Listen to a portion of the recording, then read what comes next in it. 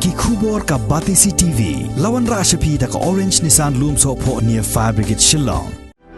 Admissions are open at BDW International School. Enroll now. Hado arfu sangut ki thai samla na them ribhoi kilaya shimbanta ha audition bala penlong da ka ribhoi Tourism and Environmental Development Forum na ka benta ban yakne ya nam lado ha Miss Ribhoi Tourism ka ban salong hamadan pahams em ka badan hanong po ka jing penlong jong ka Ribhoi Tourism and Environmental Development Forum yakni ka rensan ya kop thai bhabreo ka dairu shimbanta ba ka forum kan rakhe ya ka jingdap shi posnem jong ka seng ka ban salong ha ka santerik ubna yayong arhajar arpu ahar na pedenggi lai pu prangut ki samla kinthai ki balawan ya shimbenta hagani ka audition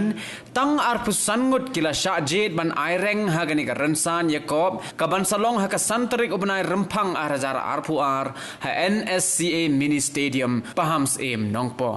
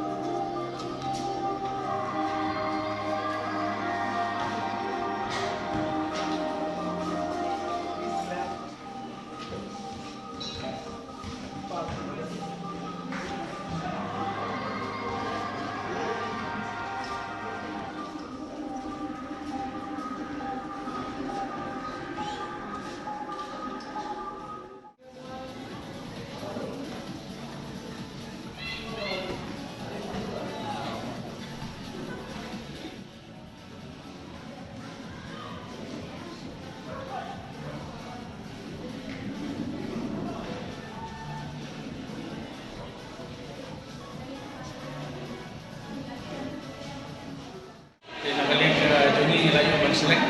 sangat di kontender iban simenta ketika Miss Ribhoi Tourism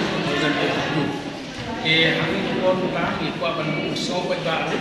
bayi katarik ke bagi labu di kom golongan nai dilarang ko sa kasantrik benai ba benai Februari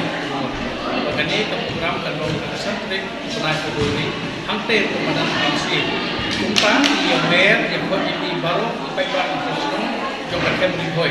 Papinyawan banyak kerjaan yang Ribhoi Tourism Forum ini hakapan IMC bikin ikut sama ibai isi bentang nak bentang dulu kan pergi yang kasar kapong berjuti nak bentang bikin yo ekanam tung kawai neki nongjok jom Miss Ribhoi Tourism 2022 pada kali kalau pilih lebih yang ikut senang di sini nak bentang wih pada lumpung kira benda menyebut kalau belum state level dan kalau belum aku ipat di level di bawah he. Nak kalian kejuni penpau yang datang panggil dia kot aware di pekbang bawan menyesaki level harga tegasi.